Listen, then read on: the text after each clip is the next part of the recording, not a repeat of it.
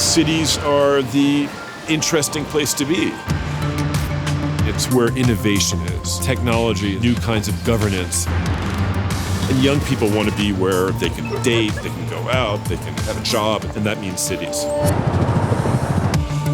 The challenges of cities in general, and megacities in particular, are many.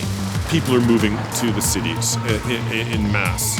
We see that everywhere. The consequences are dramatic because in the first wave of people going to the cities, they get wealthier, they eat richer foods, they don't work in the fields every day, so they tend to be more sedentary.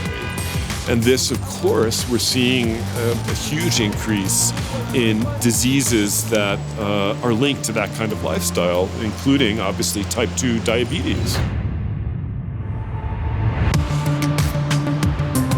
The problems are so vast. Rapid urbanization in Asia, in the Middle East, is really the next big thing that we face as a human species. You know, at the end of this process, 3/4 of the world's population will live in cities.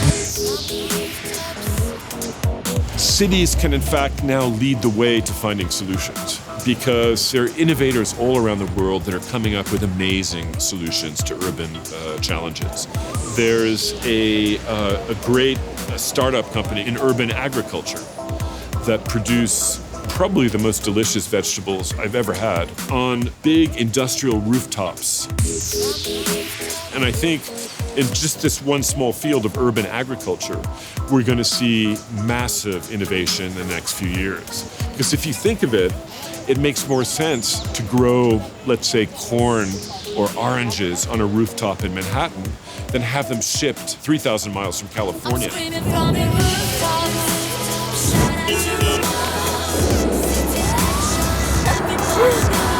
If I look at my own city here in New York, there are hundreds and hundreds of startup companies in pharma, in tech, in digital media. For example, Placemeter is an amazing startup that's headquartered in Lower Manhattan. And they look at analyzing in real time data that's coming from CCTV feeds, video feeds all around the city. And plus, they have sensors that track traffic, in both vehicle traffic, human pedestrian traffic, and then analyze the data. With this kind of technology, for example, you can have an app on your smartphone which will tell you, gee, I want to go to lunch, let's say 2 blocks away, and there'll be a 13-minute wait. 13 minutes, that's reasonable, but it might say half an hour, and then I'll go later.